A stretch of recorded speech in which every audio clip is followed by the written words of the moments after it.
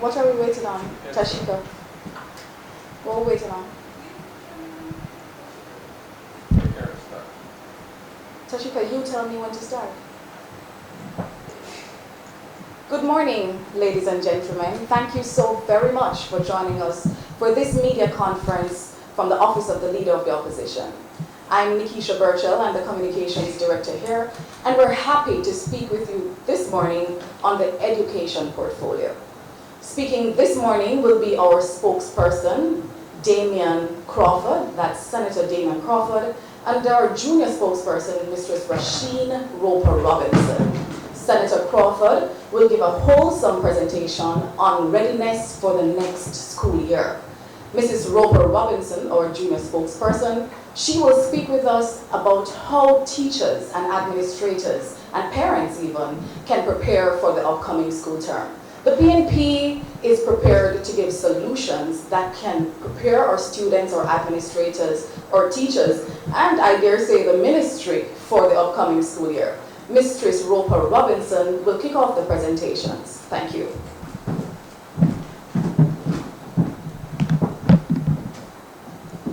Good morning, ladies and gentlemen. Thank you so much to Ms. Burchell, our Comms Director here at the Office of the Leader of Opposition. Welcome and thank you so much for joining us this morning. We apologize for the late start, a few technical challenges, but we have promised to be with you this morning, and we're really happy to stand here with you to share and to kind of have a sort of conversation on a critical sector to the success of any nation, that of the sector of education, which continues to be plagued by problems. However, as the People's National Party, we continue to hold the government accountable for their lack of attention to this sector, and we continue to put forward different measures and possible solutions to see how it is that we can combat a number of the ills being experienced at this time.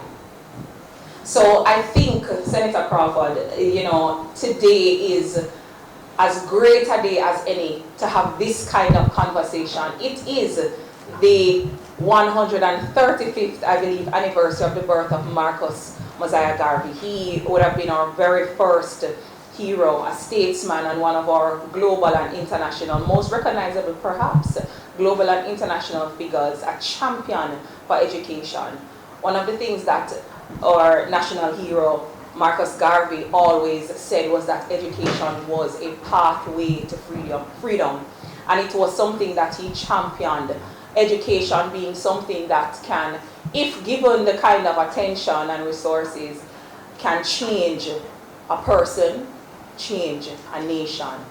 But it's going to be challenging Jamaica for us to do that and do that well if we continue to have a government that and a ministry that has been unable to date to give due diligence to a system that needs attention at this time, as we continue to be plagued by the novel coronavirus, and we have another one that is making waves.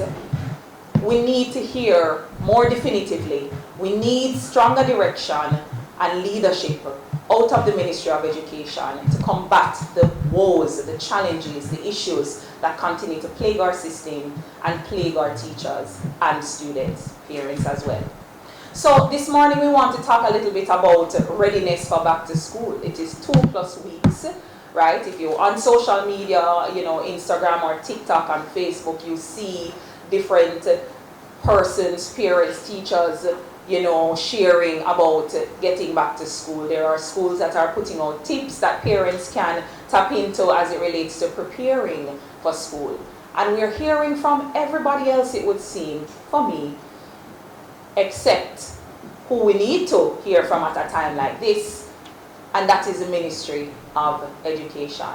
So some of the questions that I know we're going to address here, some of the information that we want to share is going to be as it relates to an overall readiness plan for back to school come 2020 September. We're not sure what the plan is. A number of teachers, a number of principals with whom I've spoken, I was in West Rural St. Andrew a week ago, at the divisional conference, this constituency conference, pardon me, and I was able to speak with a number of teachers, some of whom expressed that, they love their jobs, they love teaching, they love their students, but it is not sustainable the way that things are at this point in time. Administrators who have yet to get a sense of direction and meaningful plan from the Ministry of Education, and so have to be wading the waters on their own.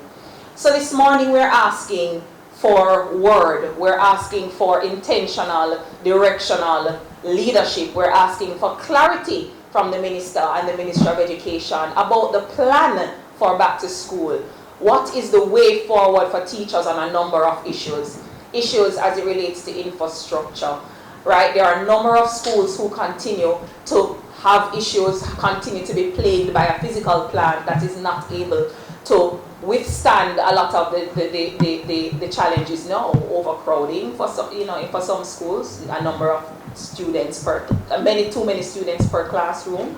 As we continue to go through the hurricane season, there are a number of schools that are going to be shelters and tell us that their physical plant is not able to be able to manage something like that. So what is the overall plan coming out of the ministry as it relates to infrastructural readiness for schools come September? And we can't even say come September. We really need that plan now, right? August is a preparatory month for schools to reopen.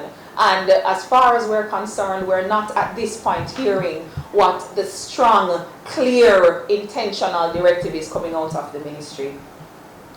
Hearing from some teachers on the ground and school administrators, there continues to be issues with the feeding programs in schools and the kind of food coming out of the program. And I know that in conversations with Senator Crawford, we have broached the topic and the issue of the kind of food. So we're not going to, amuse ourselves and be, trick ourselves and trick the Jamaican society that there's a strong feeding program in place in schools, but we have to look at what it is that students are getting, right? When we look at for our psychologists among us, or even the lay person who knows about the hierarchy of needs that need to be met for students to be able to learn and learn well, we have to look at students being fed, but not just that. What is it that students are being fed in the school so that they're able to learn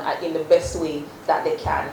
That needs to be addressed in a proper operational plan coming out of the ministry that is lacking at this time. We continue to discuss, we continue to look for solutions as it relates to learning recovery, or learning loss, as some persons term it. The COVID-19 pandemic would have been an extremely ravaging time for education system across the world, but right now, for our country, we know that there are a number of students who would have slipped through the cracks. I've spoken with a number of students across the period, and even recently, persons who would have up to their 5th form level have dropped out of school because they just weren't able. They would have received tablets, but no continuity in terms of data being able to log into classes. Then we're talking about, we're moving into nuances like learning styles, and none of those things would have been adequately addressed. So we have students who would have been unable to learn online, and so they would have stopped going to school. The summer program, we realized, was an epic failure. Not targeted, and so it did not do due diligence to trying to recover the loss within the learning space.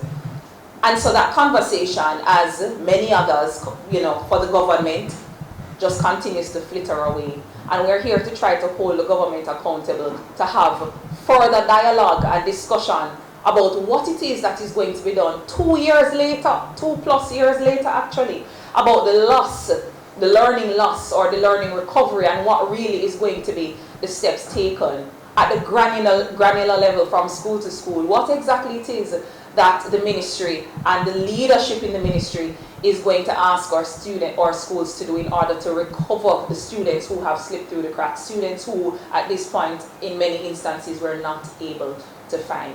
I know that Senator Crawford will touch on some of these things, because the solutions are here.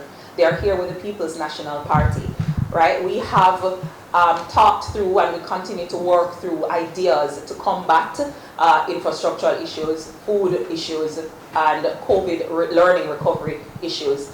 But before I go, I want to speak a little bit specifically to our teachers and the issue of the migration of our teachers. So, you know, we would have seen in the media, various news houses in print and on television would have reported about the over 1,000 teachers who are expected to be leaving our shores. The Great Exodus is what it is called, whether jokingly or you know, in the most sober way. The statement coming out of the ministry and by Minister Favour Williams herself is that the ministry is not concerned, or as the minister, she's not alarmed. That was the response. So there's an exodus of teachers out of the country, and the minister is not alarmed. She's not alarmed because we have teachers exiting the system every year. And there's a system in place where teachers are trained, is what was said, to replace